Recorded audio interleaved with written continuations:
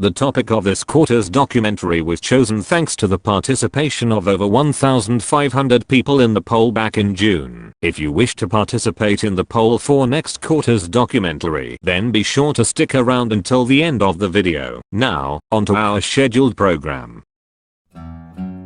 Garden Warfare 2, a game that for the past 6.5 years has brought thousands of hours of entertainment for potentially many of us. From the game's insane character roster of 121 playable characters to the many well-known content creators that would provide us with hundreds of thousands of videos at our disposal, it's quite safe to say that the game was an absolute perfect sequel in almost every single way possible. The game was fundamentally revolutionary for not only what it brought, but how much it brought to the table in comparison to its predecessor. You'd think at this point that the community had looked into every little thing that the game has to offer, for surely there seems to be nothing else to see, right?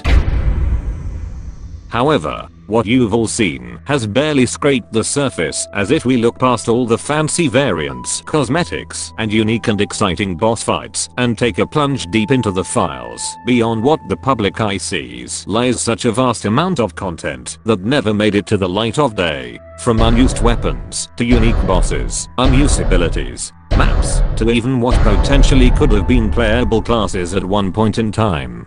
Most of these lurk within the code for Garden Warfare 2, many which at one point had the potential to see the light of day, but that day unfortunately never came for them at all. Tonight, join me and several of my YouTube friends as we once again delve deep into the files, what lies far beneath the surface, and learn all of the hidden unused secrets that lay dormant within the code of Garden Warfare 2.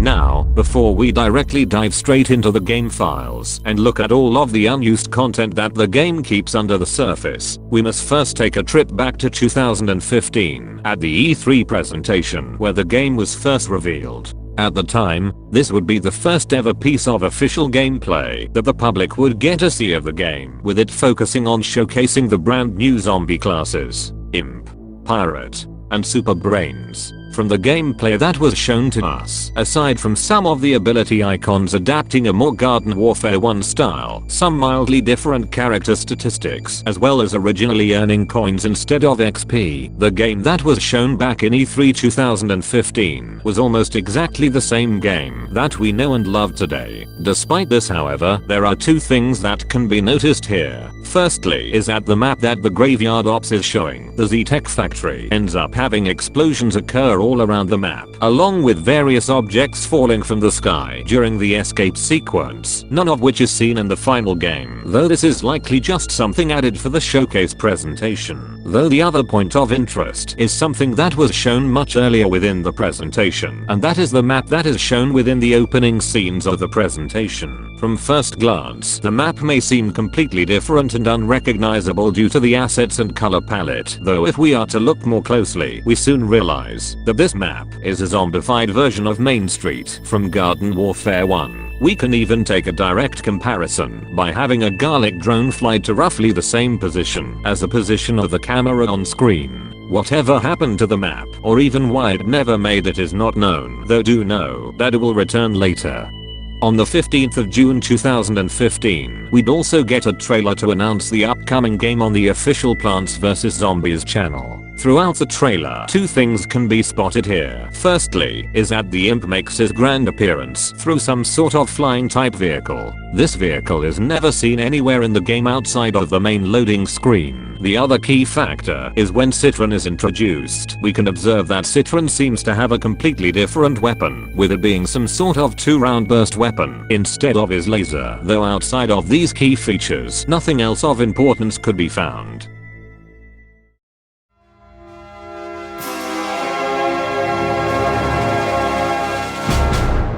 Following the game's initial reveal from E3 came the multiplayer beta that was live from January 14th to the 18th. Due to it being multiplayer exclusive, we will have to move on to the game's full release, where we can properly explore the files and uncover the many secrets hidden within. Starting off with unused graphics, we shall first take a look at what to look to be icons for both bot and pod spawners, likely meant to highlight their location before being scrapped. We also have the graphics for some sort of green crystal.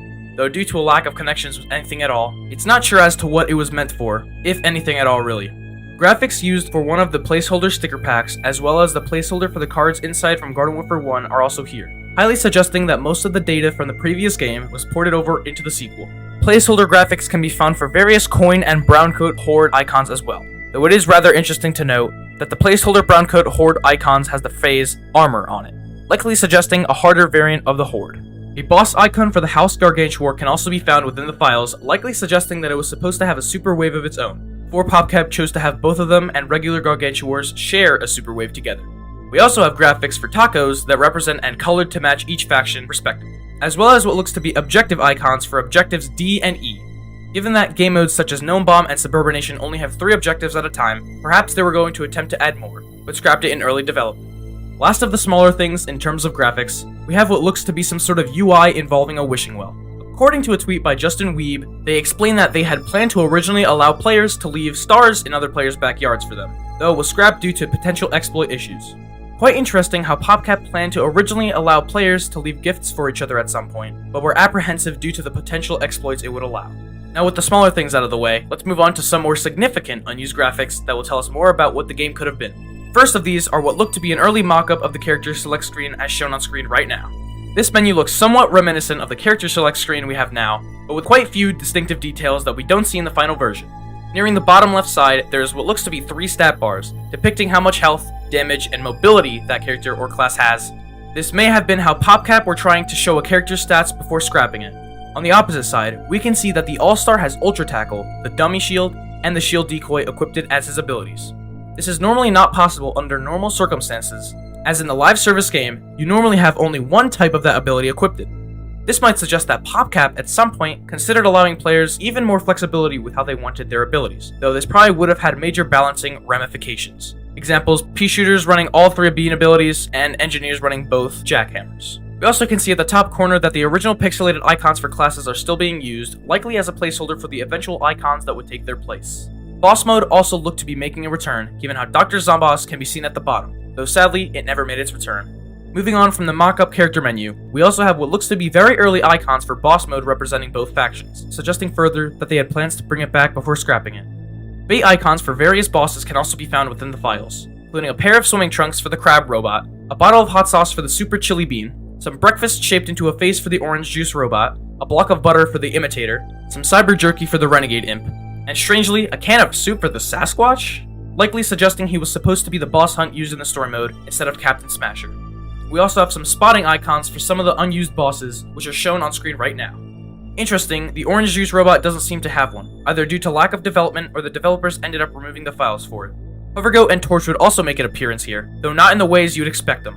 Shown on screen right now is what likely are the remnants of an older method of unlocking both the new classes, before PopCap decided to stick the full version of them in the chests in the Trials of Nomus. How we would have unlocked them prior to this we really don't know, but there isn't any other information attached to them. There's also graphics for a 55th rank plate in the game. Initially back when Zero revealed the graphic back in late 2018 where he initially thought the new characters were going to be added, saying as quote, "It's rank 55, so it's one more than what we currently have, which could only mean that new characters are required to be able to get to this rank plate." Of course, the only new playable character we got after seeing the rank plate was the Twilight Chomper, which even then, leveling him up doesn't raise the counter above rank 5455, though Twilight seemingly wasn't the only new character planned. Remember back when Torchwood and Hovergoat got those costumes in the December 2018 update? Well, according to these party icon graphics, these costumes were at one point in time supposed to be variants, considering that these party icons look identical to the ones used by all of the other playable characters in the game. This would have gone against what Justin said in response to a question back in 2016, when the 2 classes had just been added to the game, so at some point, the developers might have tried to go back on their word with these characters, though ultimately settled on making them solely costumes and not variants. Lastly, to end off this segment, we have some ability icons for abilities that never made it. These include Sprint Smash, Future Nut, Exiting Cannon Rodeo, the icons for the Engineer drones, and some sort of spike ability for the Cactus. Though given how it seems to be in Garden Warfare 1 style, this might possibly be a relic that made it into the files for the sequel, for no such graphic was found in the files for the first game.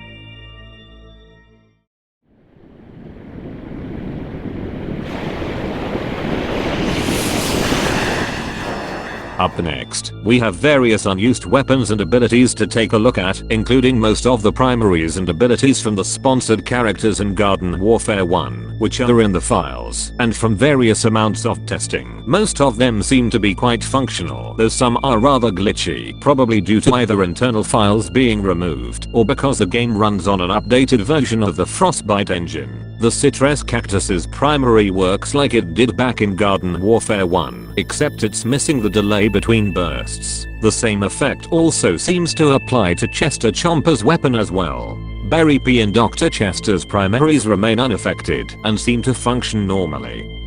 The Cheesy Warp, Sticky Cheetah Ball, and Cheetah Heel Station seem to remain completely intact, along with the Cheesy Goop. Chester Weed also still seems to work, though according to a document note by the cutting room floor, it seems to have a broken animation. The boss mode airstrike also makes an appearance here within the files, though it is completely inoperable and refuses to function, likely due to having a lot of its files removed. The engineer drones can also be found here, and like most of the sponsored character weapons, retain a lot of their functionality, with the regular Zombot drone seemingly untouched both visually and functionally, with its weapon working like it did back in Garden Warfare 1, though its rocket drone counterpart wasn't as fortunate, with it missing textures, giving it a strange pink appearance, and the weapon not displaying the visuals of the beam properly. Though aside from this, both drones seem to function just fine. Their weapons still operate like normal excluding visual bugs, and both of their respective airstrikes operate just fine. Because of these findings, it is strongly suggested that the engineer was supposed to keep his drone at some point during the game's development, before the ability was swapped out for the Bolt Blaster, and the drone was given to the pirate instead. Now, onto completely new weapons and abilities found within the files. Starting with unused weapons first, we'll take a look at what has been dubbed as the Shuck Shotgun for the Colonel Corn class. This weapon is of a double-barrel shotgun, though instead of using a trapezoid like the shotguns of scientists, it instead fires many smaller pellets at once, similar to how BFN would handle shotgun weapons, with the projectiles being reused from Lore P from observation. The weapon itself has a very high damage output, capable of killing enemies within its 2-round burst. What the developers were exactly planning with this weapon is not clear, though it could likely be a test weapon, to see how the game handles it as such, though the number of projectiles summoned is quite excessive. Another unused weapon is one that we actually saw way back in the official trailer, where Citron had a completely different weapon. Well, in the files back when the game initially launched, this weapon happened to be used as a placeholder for the Toxic Citron's weapon when he was still in development, so now we can properly see the old weapon in action. Thanks to this footage by Dark Demona, we can see that it would have had a fairly large clip and quite high damage output overall. Its reload also seemed fairly long as well, though the weapon is rather unfinished due to a lack of a delay between bursts, as well as missing some sound effects. As for why it was scrapped in favor of the laser, it might possibly have been so that PopCap could make him more similar to the All-Star in having an overheat weapon as opposed to a 2-round burst weapon. Lastly, there are 2 weapons that likely were supposed to be used by the Zombot that roams around in Z-Tech Factory before it got its official weapon. These 2 weapons included some sort of rapid-fire electric attack and a slow-firing laser. Interestingly, both of these weapons deal significantly less damage than the weapon the Zombot has now, likely suggesting they were scrapped due to them not being threatening enough. Now moving on to unused abilities, with the first of these also being something that was seen before, that being the Imp Flyer that was seen in the trailer. As we can see, the Flyer was likely scrapped very early in development due to it only having a model with flat colors and using the Zombot drone's primary as a placeholder. The vehicle controls are barely functional and rather unrefined, making moving around with it rather difficult and clunky. What this would have been used for is unknown, though it might possibly have been an alternate ability to the Z-Mech, though that is only speculation. There is also an AI-controlled Bolt Blaster that would have attacked plants at its own will, possibly what the engineer was originally going to have as a replacement of his drone, before PopCap chose to have the engineer manually control it. Interestingly, this concept would eventually return as an official ability in BFN, where the Bolt Blaster would control itself once again. Cactus was planned to have a future nut ability, which according to its description was supposed to give damage buffs to allies that stood near it. Whilst it does have its own unique model in the game, it sadly does not have any of the aforementioned damage buff functionality, so it functions exactly the same as the regular barricade. Bling versions of the potato nugget mine, as well as of the regular heal station, can also be found and seem to be fully functional as well, suggesting that they were scrapped at the last minute. Citron also looked to be getting some sort of armor-piercing peach, where instead of stunning enemies, it would instead just deal a huge burst of damage. Hovergoat also has two abilities that go unused, one of which possibly may be an early version of his damage buff beam. This ability would have activated a temporary buff bubble that would buff all allies inside the radius. This was likely changed to the buff beam we have now due to balancing concerns. The other ability is much more unfinished, with it using a stretched version of the peel shield as a placeholder, likely suggesting that he was supposed to receive some sort of defensive shield like Citron before PopCap scrapped it. The last ability we have to look at is an unused sprint tackle-like ability for the Torchwood, named Sprint Smash. The ability would cause the Torchwood to launch himself forward before releasing some sort of explosion, dealing heavy damage to all nearby enemies. The ability itself does come with an icon of its own, and does have some animations, hinting that it was scrapped towards the end of its development. As for why it was scrapped, we may honestly never know, for only the developers themselves have answers to such demanding questions.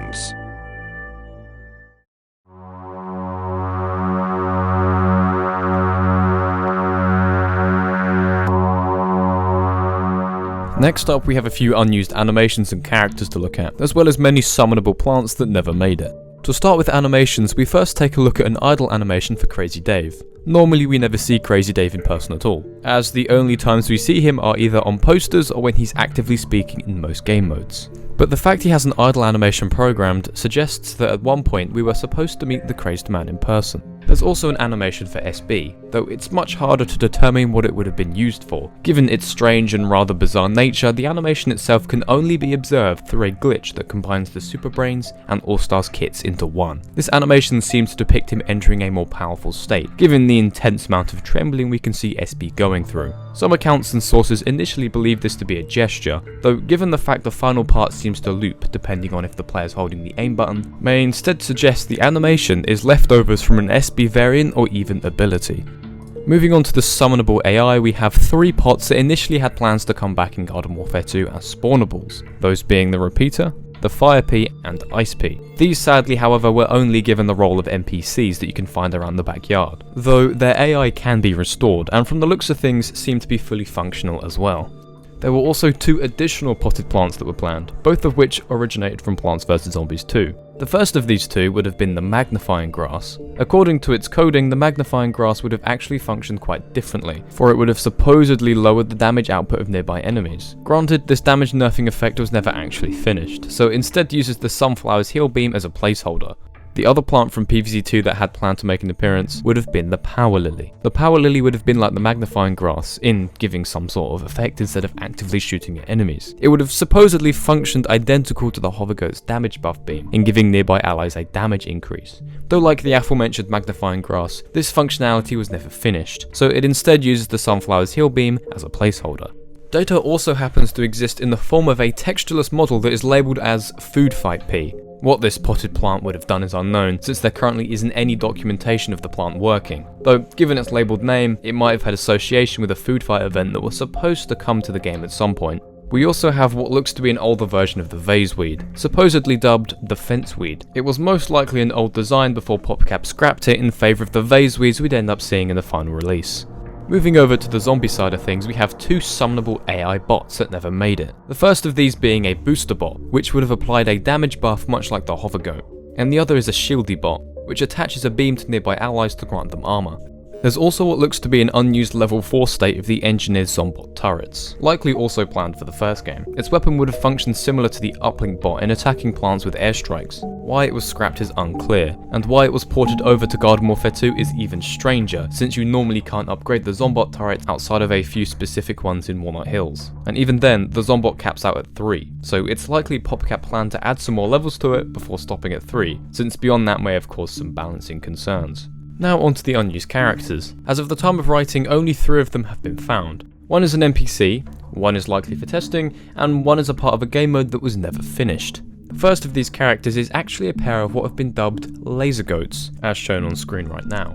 These interesting and rather peculiar looking goats would have appeared in an exclusive game mode known as Team Vanquish Goats. The goats have the same physics as normal goats, but can also double jump and have a kick of their own, though it most likely reuses assets due to not being finished. The primary of these goats functions exactly the same as the hover goats, except the weapon is on an overheat system rather than an ammo system. They have the same damage buff beam as the hover goat as well. The two abilities unique to them include some sort of regenerative burst to nearby allies, as well as some sort of impulse grenade, though this does use the gravity grenade assets. The grenade can also cause knockback and a little bit of damage if it directly hits an enemy. As for the game mode itself, it is possible that it may have played out similar to Cats v Dinos, though given that there is currently no documentation of the game mode in action at the time of writing, we cannot say for certain. The other playable character, technically speaking, is what is labelled as the Giga Gargantua. This character was most likely never planned to be playable at all, given that it uses the soldier's ability set, has an over-the-top powerful primary, and despite the name, it uses the model of the normal Gargantua, so it was most likely just a test character.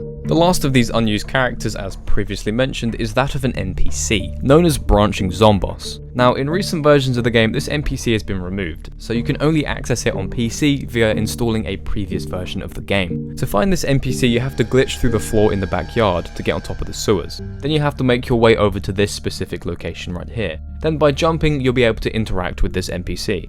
The NPC only has 2 lines of dialogue stating that they do not have any quests to give to the player, before asking them to come back later, with a prompt asking them to either select yes or no, though both options do the exact same thing. This NPC is rather peculiar, not only because of its strange location directly above the sewers, but also because of what it could imply, given its very limited lines of dialogue. This might have implied that at some point during the game's development, Dr. Zomboss himself, in some form, would have given the player quests of some kind, possibly of a higher value than the ones seen on the quest board. Though sadly at some point during one of the game's updates, the NPC has since been removed, and thus can no longer be interacted with on the live service version of the game.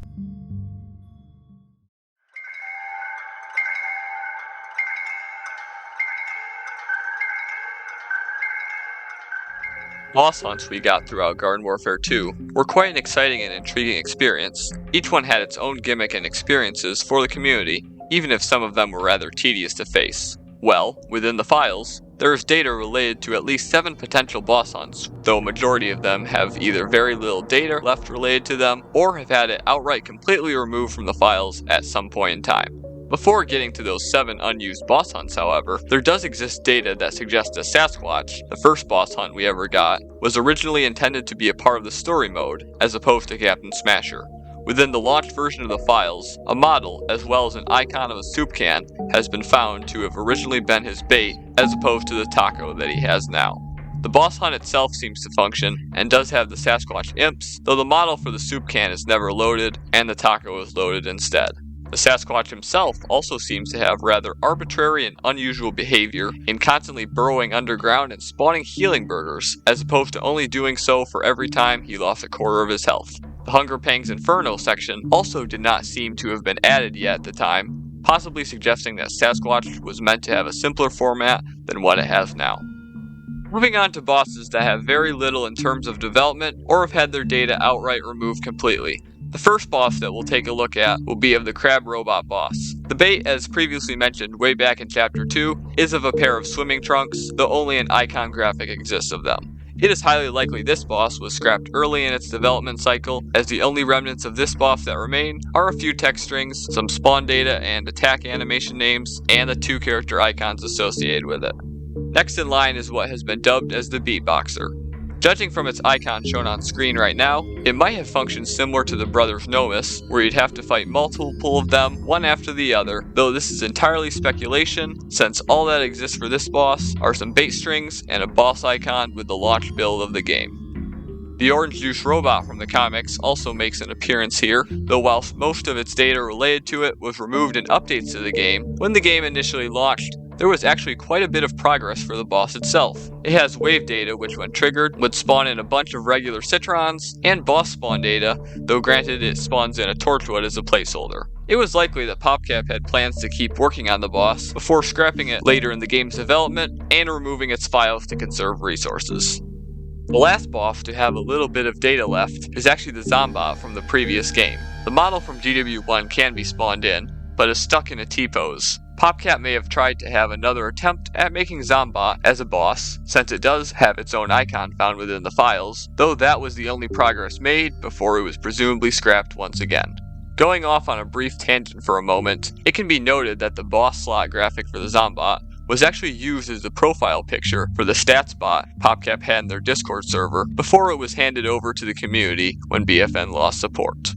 Now on to some more of the bosses with significant progress developed for them. Each of these next 3 bosses have their own model, sounds, and are functional to some extent. The first of the 3 that we'll take a look at will be the Super Tilly Bean. This variation of the Super Bean, from observation, seems to be a much stronger version of the normal Super Bean, complete with a more durable shield, and according to some accounts, a unique version of Overbean, where instead of firing a single low damage laser, it would fire a pair of lasers at a rapid pace that seemed to have been quite devastating to the playable zombie classes. The footage that you're currently seeing on screen is a mod recreation of what the boss hunt could have potentially been like, created by myself back in June of 2021. What led to PopCap scrapping the boss late in development is unknown, though likely it could have been because it didn't have enough of a distinction from the regular Super Bean to be deemed a boss hunt. The next boss hunt with significant progress on it would be the Renegade Imp. Initially, some sources claimed this imp to be of an unused variant, though as time progressed, more and more files were found, it became more clear that this imp was meant to be a boss hunt at some point. The imp himself uses the same weapon as the stock imps, though the sounds do not play correctly. The abilities of the imp are also the same as any normal imp. The mech of the Renegade Imp is where the nature of this boss truly shines, especially since the Renegade Imp's AI tends to call it in quite often. Dubbed the Wolf Mech internally, this mech is extremely powerful and would have been quite the challenge to face. Being equipped with a primary that dominates most plant classes at close range, like most bosses, the Wolf Mech has a wide range of abilities at its disposal to use against its enemies. These include a stronger version of Missile Madness, an airstrike of stink clouds similar to the airstrike by the Giga Torchwood, the regular Z-Mech's Foot Stomp which functions the same, a barrage of gravity grenades, and its most intriguing ability, that being of a warp where it would teleport to within close proximity of the player. Interestingly, several sound files were also found that were assumed to be associated with the Wolf Mech, given that each one of them starts with the internal name Wolf and Puff. Each sound file is short in length, so they'll be played one by one. Here, take a listen.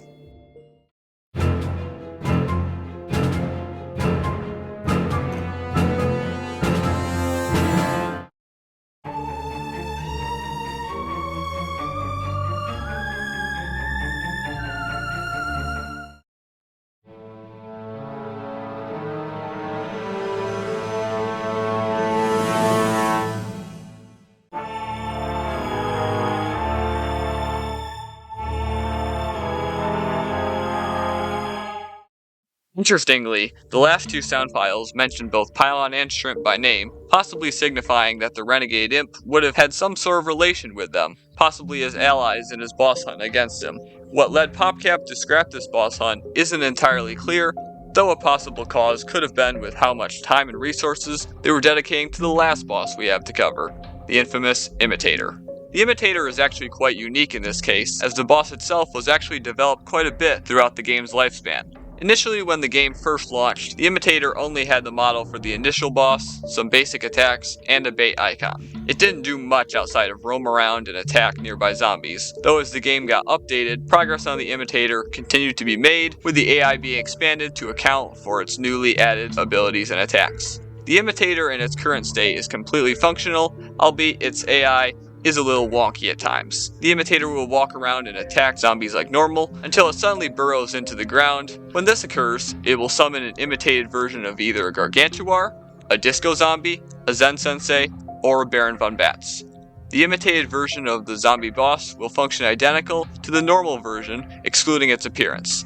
Once the imitated version of the boss was vanquished, the Imitator would return and continue to fight as normal.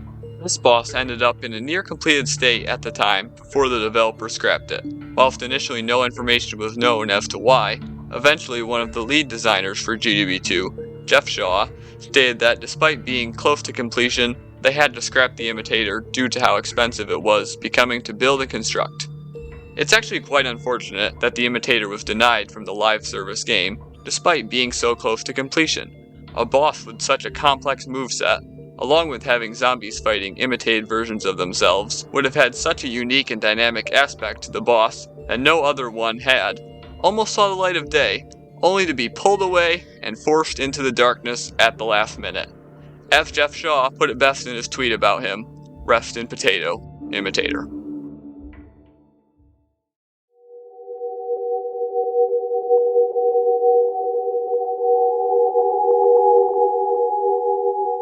This section will be dedicated to some unused crazy settings, as well as some unused details regarding the Tale of the Taco event that played out around mid-2019. Starting off with the crazy settings, we'll first be taking a look at what has been dubbed Tiny Mode. This setting reduces the size of all playable characters by 50%, as shown on screen right now. Aside from a handful of bugs and glitches, such as Chomper swallowing animations rendering a normal size, and the AI attempting to shoot up where the player's hitbox normally is when it isn't, the crazy setting seems to be completely functional and works fine in most cases, so it's likely that this setting ended up being scrapped right before release. Bit of a shame really, for it would have been quite humorous seeing a Z-Mech that normally towers over everything get dwarfed by a mere potted plant in size. The other unused crazy setting is that of an ink painting mode. Now before I show this setting on screen, I'm going to state this now. If your eyes are sensitive to bright lights, then I would highly suggest not looking at the screen. The Vanquish ding sound will play when the bright lights are gone, alright? I'll give you a few moments. Okay, here it is. This odd setting causes everything to become white with a thick gray outline to identify objects and characters, as well as removing all particle effects for some reason. This filter applies to everything that isn't a HUD element or spotting icon, and makes it look extremely weird and rather off-putting. I'm honestly not sure what PopCap were exactly thinking with this crazy setting, since it's such a deviation from the rest of the ones that we ended up getting. It might have been for something else, though until we get official confirmation from the developers themselves, we'll only have speculation to work with. Moving on to the Tale of Taco assets, we first take a look at some sort of telescope named Taco. This telescope would point the user towards the giant taco that sat on top of the town hall. Said taco also had a name, being referred to as the taco of your dreams before a tier reward screen would show up. This tier system of rewards has 5 tiers, and possibly would have had some sort of association with Battle for Neighborville, given that the game's title can be found alongside the code for the tier reward screen. This is entirely speculation, but this tier system may suggest that this would have been how we could have earned the cosmetics that we'd see during the first few weeks of the Founders Edition of BFN, though this is only speculation since we don't have any concrete evidence to support this claim. The last thing to take a look at in this section dedicated to the Tale of the Taco event is supposedly data for an unused mode known as Propulsive Salsa mode. Supposedly this mode would have functioned identically to Team Vanquish, except various hidden salsa power-ups would spawn throughout the map, and players could pick them up to receive various status effects, i.e. move faster, low gravity, armor, etc., though ultimately it was massively scaled back, and from speculation most likely ended up being what we now know to be the Reign of Flavors game mode. Interestingly enough, the concept of Propulsive Salsa mode was likely taken from a game mode that was scrapped in Garden Warfare 1, which functioned almost exactly the same, though if you want more information on that game mode, a link will be in the description for it.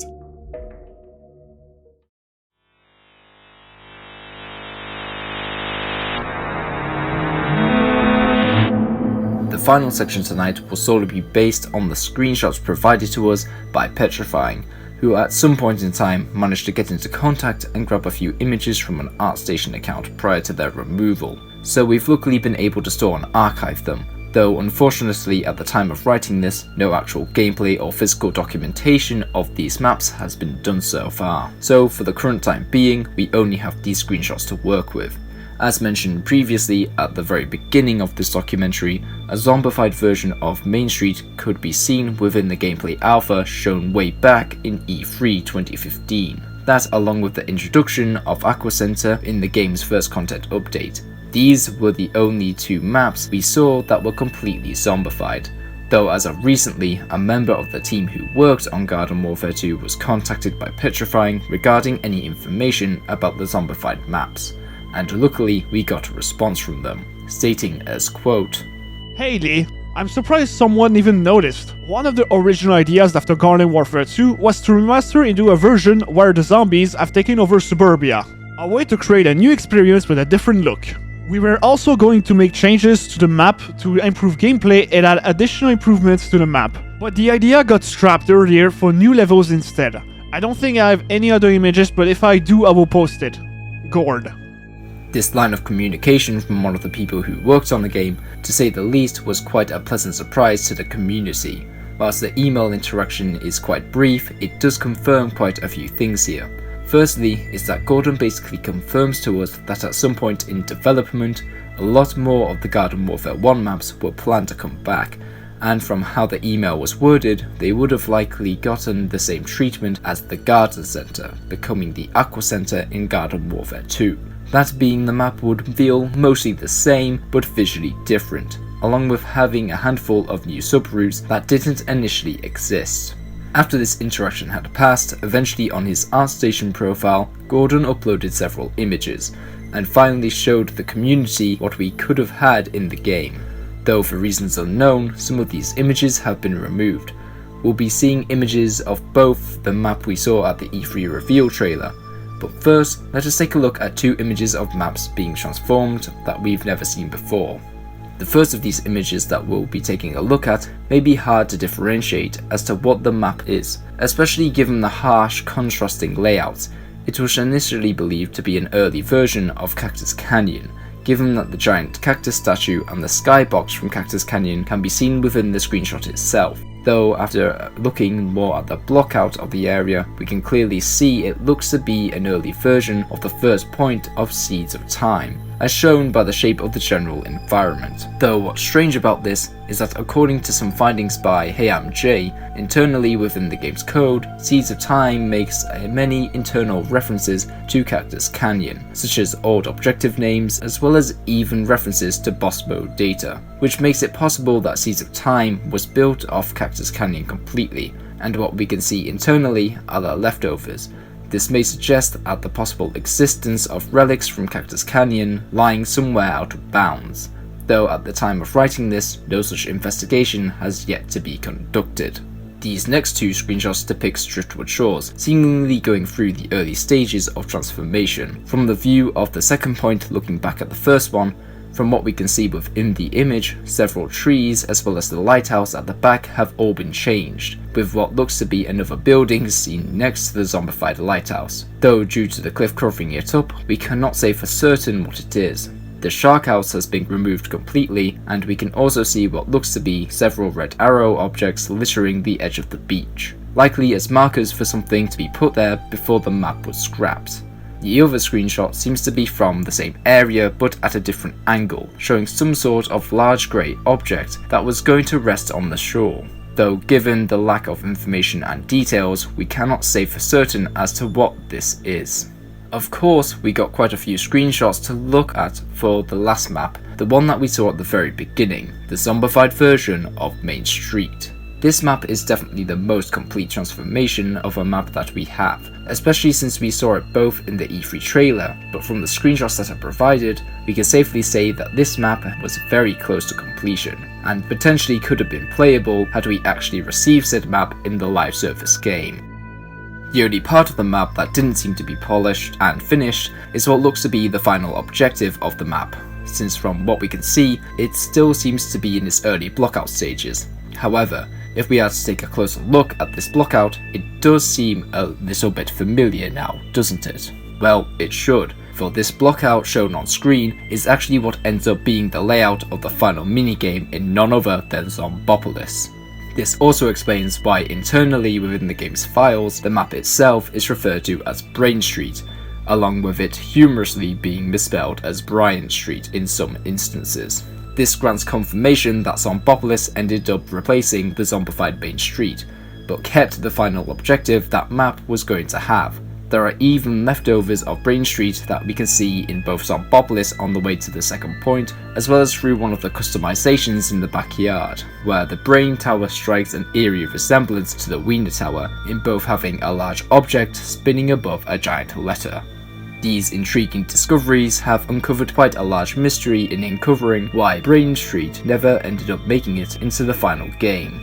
And whilst in a technical sense it did with the internal name and final objective being related to Brain Street, the rest of the map ended up being remade into what we now know as Zombopolis. And whilst we did manage to see a brief insight into what the other maps could have potentially been, it's such a shame that the developers ended up scrapping the transformed map idea in favour of entirely new ones. As a quick addition, I like to provide my own theory as to why these transformed Garden Warfare 1 maps never made the transition. My general and rather basic theory is that it's got something to do with both the plants and the zombies occupying half of some of the maps. We can easily see this in the Backyard Battleground, which has the plants in control of one half and the zombies in control of the other. This is also seen in Frontline Flats and at the beginning of Zomburbia. This premise of half and half control could be why the idea of zombifying every Garden Warfare 1 map was thrown out of the window, possibly to show Garden Warfare 2 as more of a battle for control rather than a full zombie takeover.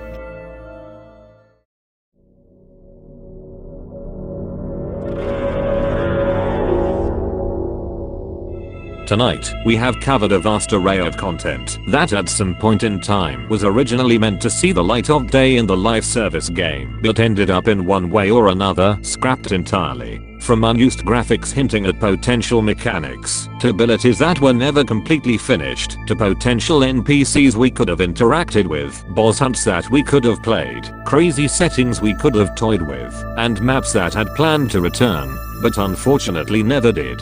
If you wish to look at more of these images and videos showcasing all of the unused content, be sure to check out the Cutting Room floor page for Garden Warfare 2, where most things covered tonight are documented there in great detail. A link to the website will be in the description. Special thanks to Noah Stars, Vile Hyperion, Mr. JT, Xavier YSI, Miniman, and CraftX for collaborating with me on this massive and ambitious project and allowing me to take this documentary to its absolute limits in how much we could all cover together. Be sure to check them all out, for they have all contributed greatly to this project. Each of their channels will be linked in the description as well as on the pinned comment. If you wish to participate in the poll for next quarter's documentary, then be sure to head over to the community tab, for a new poll has now been started to select the topic. Thanks for watching, and don't forget to subscribe for more content like this in the future. And good night.